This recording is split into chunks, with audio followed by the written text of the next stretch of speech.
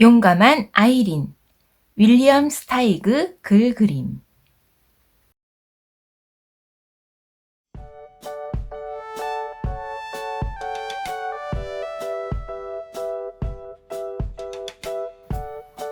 용감한 아이린.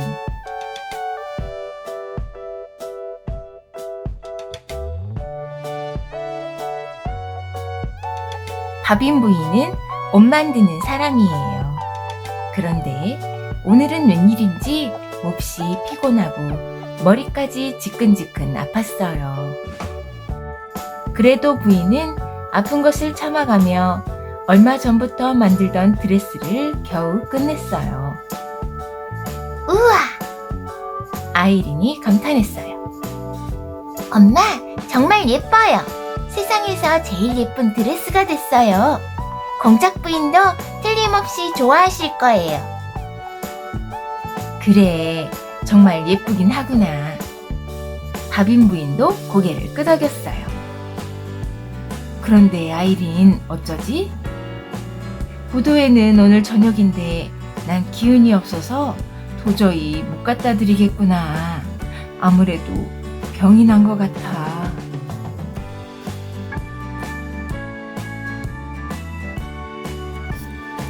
걱정 마세요. 엄마, 제가 가면 되잖아요. 아이린이 말했어요. 안 돼. 널 보낼 순 없어. 바빈 부인은 고개를 저었어요. 상자도 너무 크고 길은 또 얼마나 먼데. 게다가 눈까지 오기 시작했어. 엄마, 저 눈 좋아하잖아요. 아이린이 고집을 계속 부렸어요. 아이린은 바빈 부인을 달래 침대에 누워드렸어요. 누비 이불을 2장이나 꼭꼭 덮어드리고 발치에는 담요까지 하나 더 얹어드렸어요. 그런 뒤 꿀을 넣은 레몬차를 끓여 넣고 난로에 장작도 한가득 집어넣었지요. 아이린은 멋진 드레스를 커다란 옷상자에 조심조심 담았어요. 얇은 종이를 아낌없이 써가면서요. 따뜻하게 입고 가렴. 바빈 부인은 기운 없는 목소리로 말했지요. 단추도 맨 위까지 꼭꼭 다 채워야 한다. 바람이 쌩쌩 부는 게 밖은 지금 얼마나 추운지 몰라. 아이린은 털부츠를 신고 빨간 모자를 쓰고 목도리를 두르고 두꺼운 외투를 입고 벙어리 장갑을 꼈어요. 그리고 나서 열이 펄펄 나는 바빈 부인의 이마에 뽀뽀를 6번이나 하고도 한 번 더 했지요. 아이린은 바빈 부인이 이불을 잘 덮었는지 다시 잘 살피고는 커다란 옷상자를 들고 밖으로 나왔어요. 등 뒤로 문도 꼭 닫았어요.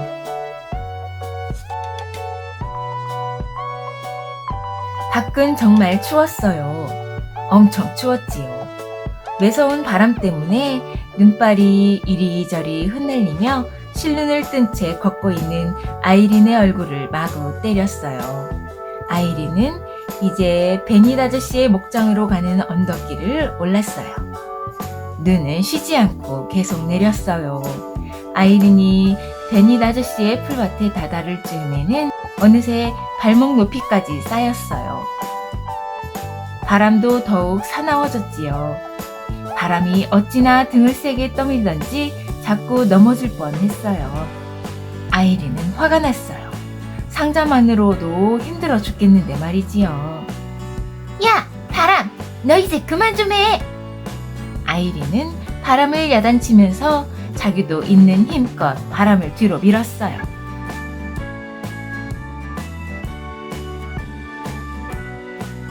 베닛 아저씨의 풀밭을 반쯤 지나치자 눈발이 점점 굵어졌어요.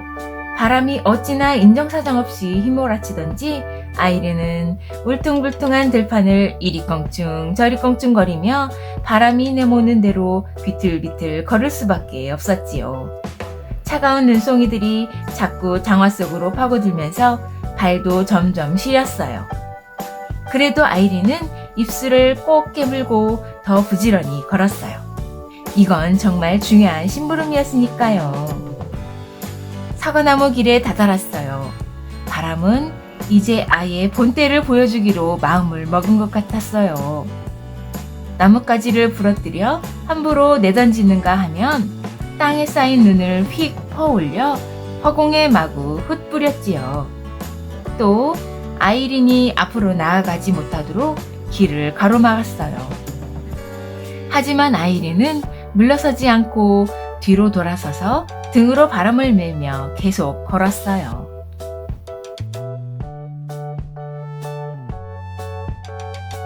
집으로 가라, 아이린!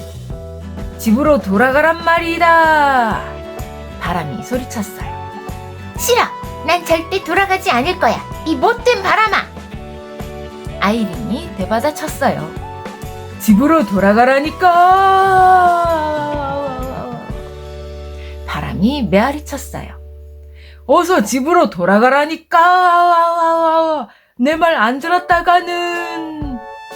바람이 어찌나 악을 쓰던지 아이린은 잠시 마음이 흔들렸어요. 바람이 하라는 대로 해야 될 것 같아. 아니야, 안 돼. 난 이 드레스를 오늘 안으로 꼭 공작 부인께 갖다 드려야 해. 바람은 옷상자를 놓고 아이린과 싸움을 벌였어요.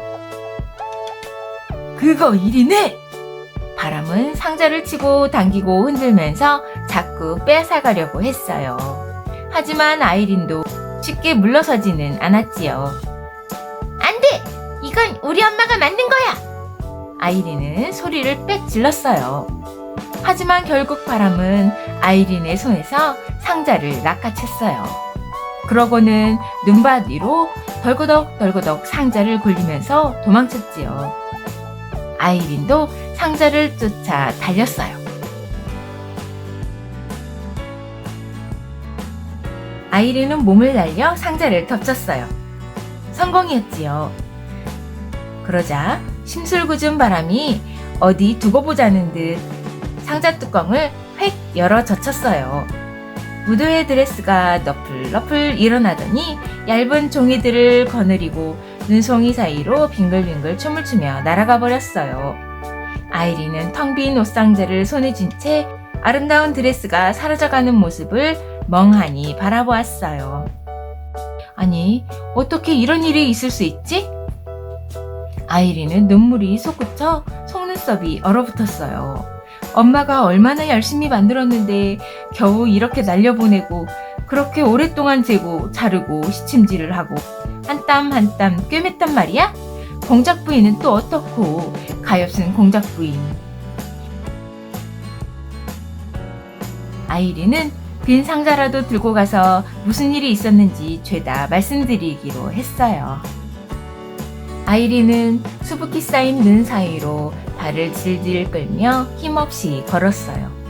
내 잘못이 아니라 바람 탓이라는 걸 엄마가 알아주실까? 공작 부인이 화를 내실까? 그러는 사이에도 바람은 사나운 들짐승처럼 울부짖고 있었어요. 그때였어요. 발이 구덩이에 푹 빠지는 바람에 발목을 삐끗하고 말았어요. 이번에도 바람 때문이었어요. 제발 그만 좀 해. 아이린은 바람에게 화를 냈지요. 이 정도면 충분하지 않니? 넌 모든 걸 망쳤어. 모든 걸. 하지만 바람은 아이린의 말마저 꿀꺽 삼켜버렸어요. 아이린은 발목이 너무 아파서 눈 위에 털썩 주저앉았어요. 더는 못 걸을 것 같았지요. 가까스로 다시 일어나 겨우겨우 발걸음을 옮기기 시작했어요. 발목이 심하게 옥신거렸어요. 지금 여기가 집이라면 얼마나 좋을까? 엄마랑 따뜻하게 보낼 수 있을 텐데. 그러나 집은 너무나 멀리 있었지요. 그래, 집보다는 공작 부인의 저택이 더 가까울 거야. 하지만 세상이 온통 하얗게 변해버려서 어디가 어디인지 도무지 알 수가 없었어요. 아이린은 아픈 발을 질질 끌며 힘겹게 앞으로 나아갔어요. 아이린이 지나온 길에는 긴 자국이 남았지요. 짧은 겨울에는 그렇게 저물고 있었어요. 이 길이 맞나? 아이린은 걱정되었어요. 하지만 근처에는 길 물어볼 사람 하나 없었지요. 하긴 눈이 이렇게 많이 오는데 누가 밖에 나와 얼쩡거리겠어요. 다들 저 멀리, 아주 멀리 안전한 집안에서 꼼짝들 않을 테니까요. 동물들조차 굴 속에서 나오지 않을 거예요. 아이린은 끙끙거리며 계속해서 걸음을 옮겼어요. 금세 밤이 오고야 말았어요. 어둠 속에서도 눈은 소리 없이 계속 내리고 있었어요. 보이지는 않았지만 느낄 수는 있었으니까요. 어딘지 모를 허허 벌판 한가운데서 아이린은 춥고 외로웠어요. 길을 잃은 거예요. 아이린은 계속 걸어야 했지요. 아무 집이나 좋으니 제발 한 채만 나와줬으면, 나더러 어서 들어오라고 말해줬으면, 아이린은 누가 됐건 따뜻한 사람의 품에 안기고 싶었어요. 눈이 어찌나 많이 왔던지 이제는 무릎까지 푹푹 빠졌어요. 아이린은 빈 옷상자를 꼭 쥔 채 눈을 헤치며 나아갔어요. 나 같은 작은 꼬마가 얼마나 더 버틸 수 있을까? 아이린이 막 그런 생각을 하고 있는데 갑자기 눈앞이 조금 환해졌어요. 저 아래 어딘가에서 희미한 불빛이 올라오는 게 아니겠어요?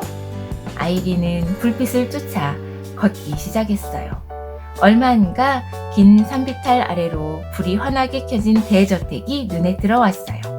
저건 공작 부인의 저택이 틀림없어. 아이린은 마지막 남은 힘을 모아 산비탈을 내려가기 시작했어요. 그런데 갑자기 주르륵 하고 발이 미끄러지더니 쿵 하는 소리와 함께 온몸이 눈 속에 파묻히고 말았지요. 야트막한 낭떠러지를 보지 못해 아래로 떨어진 거예요. 이제 눈 위로는 아이린의 모자와 손에 들린 옷상자만 보였어요. 살려달라고 소리를 질러봤자 아무도 듣지 못할 게 뻔했지요. 온몸이 부들부들 떨렸어요. 이도 딱딱 부딪혔고요. 그래, 그냥 이대로 얼어 죽자. 그럼 이 고생도 끝이잖아? 안 될 것도 없었어요. 몸은 이미 땅에 거의 묻혔으니까요. 하지만 그렇게 되면 다시는 엄마를 못 볼 텐데 가끔 빵 냄새가 나는 사랑하는 엄마를. 아이린은 속으로 갑자기 화가 부글부글 끓어올랐어요. 팔다리를 마구 휘저었지요. 드디어 눈구덩이에서 빠져나왔어요. 아이린은 주위를 둘러보았어요. 저택에서는 여전히 환한 불빛이 반짝였어요. 저기까지 어떻게 내려가지? 아이린의 머릿속에는 질문과 동시에 좋은 생각이 떠올랐어요. 아이린은 옷상자를 바닥에 내려놓고 그 위에 올라앉았어요. 하지만 상자는 눈 속으로 푹 꺼지며 꼼짝도 않지 뭐예요. 아이린은 다시 한번 해보았지요. 이번에는 가만히 올라앉지 않고 있는 힘껏 뛰어올랐어요. 슝! 상자가 썰매처럼 내달리기 시작했어요. 바람이 아이린을 쫓아왔지만 따라잡지는 못했어요. 곧 아이린은 따뜻한 저택 안에서 다시 사람들과 함께 있게 되겠지요? 썰매가 점점 느려지더니 돌로 포장된 길 앞에서 멈춰 섰어요. 이제 공작 부인께 나쁜 소식을 알려야 할 시간이 되었어요. 아이린은 빈 상자를 가슴에 꼭 끌어안고 두려운 마음으로 저택을 향해 한 걸음 한 걸음 다가갔지요. 아이린이 우뚝 멈춰 섰어요. 입이 쩍 벌어졌지요. 눈을 뗄 수가 없었어요. 어떻게 이런 일이? 이건 도저히 있을 수 없는 일이에요. 하지만 틀림없었어요. 몇 발자국 앞 오른쪽으로 조금 비켜난 곳에서 나무 기둥을 꼭 끌어안고 있는 건 분명 그 아름다운 무도회 드레스였어요. 바람이 드레스를 나무에 꼭 붙잡아두고 있었던 거예요. 엄마! 아이린이 소리를 질렀어요. 찾았어요! 찾았다고요! 바람이 자꾸 끼어들어 일을 망치려고 했지만 아이린은 드레스를 나무에서 내려 상자에 잘 집어넣었어요. 아이린은 상자를 들고 곧장 현관문으로 뛰어갔지요. 그러고는 커다란 노쇠고리를 2번 두드렸어요. 문이 열리자 아이린은 한달음에 뛰어들어갔어요. 하인들이 환호성을 질렀어요. 공작 부인도 기쁨을 감추지 못했지요. 다들 아이린을 반갑게 맞았어요. 사람들은 아이린이 이처럼 심한 눈보라를 뚫고 혼자서 산을 넘어왔다는 사실을 도저히 믿지 못했어요. 아이린은 지금까지 있었던 일을 처음부터 끝까지 모두 이야기했지요. 아주 자세하게요. 그러고는 당장 아픈 엄마에게 돌아가겠다며 집으로 데려다 달라고 했어요. 하지만 그건 말도 안 된다며 다들 고개를 저었지요. 산을 넘어가는 고갯길이 모두 막혀 내일 아침에나 다시 뚫린다고요. 얘야, 너무 걱정하지 마라. 엄마는 분명히 주무시고 계실 거야. 내일 아침 날이 밝자마자 너부터 집에 데려다 줄게. 공작 부인이 말했어요. 아이린은 따뜻한 벽난로 옆에 앉아 맛있는 저녁을 먹었어요. 눈에 젖은 옷에서 김이 모락모락 피어올랐지요. 그동안 공작 부인은 손님들이 눈썰매를 타고 도착하기 전에 얼른 하인들이 새로 말쑥하게 다려준 드레스로 갈아입었어요.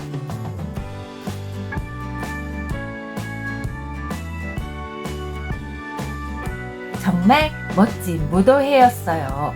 새 드레스를 입은 공작 부인은 밤하늘에 빛나는 별처럼 아름다웠어요.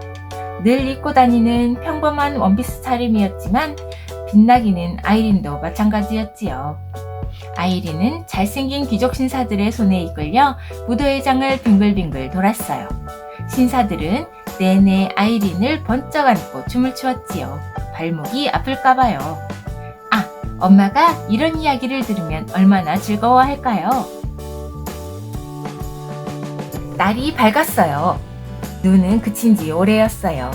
푹 자고 일어난 바빈 부인은 몸이 한결 가뿐했지요. 부인은 얼른 불 꺼진 난로에다 불부터 붙였어요. 그러고 나서 아이린을 보러 갔어요. 하지만 아이린의 침대는 텅 비어 있었어요. 깜짝 놀란 바빈 부인은 창가로 달려가 하얗게 변해버린 세상을 내다보았지요. 밖에는 아무도 없었어요. 나뭇가지에서 이따금씩 눈가루만 떨어질 뿐이었지요. 아니, 얘가 대체 어디 있는 거야? 바빈 부인은 자기도 모르게 소리를 질렀어요. 부인은 밖으로 나가 아이린을 찾아보려고 허겁지겁 외투를 걸쳤어요.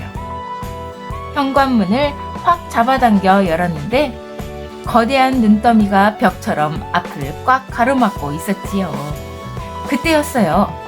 말이 끄는 눈썰매 한 대가 집을 향해 빠른 속도로 달려오는 게 눈더미 너머로 보였어요. 썰매 위에는 다름 아닌 아이린이 앉아 있었지요. 우람한 남자 하인 둘 사이에 자리를 잡은 아이린은 웃는 얼굴로 잠들어 있었어요. 그 다음은 어떻게 되었냐고요? 썰매 뒤에는 한 사람이 더 앉아 있었어요. 바로 수염이 덥수룩한 의사 선생님이었지요. 공작 부인은 아이린의 엄마에게 하얀 설탕 옷을 입힌 생강 케이크와 오렌지, 파인애플, 그리고 여러 가지 맛이 나는 사탕을 감사의 편지와 함께 보내주었어요. 편지에는 드레스가 얼마나 마음에 들었는지, 그리고 아이린이 얼마나 용감하고 사랑스러운 아이인지에 대해 적혀 있었지요. 그건 당연히 바빈 부인도 잘 알고 있었어요. 아니, 오히려 바빈 부인이 훨씬 더 잘 알고 있었지요.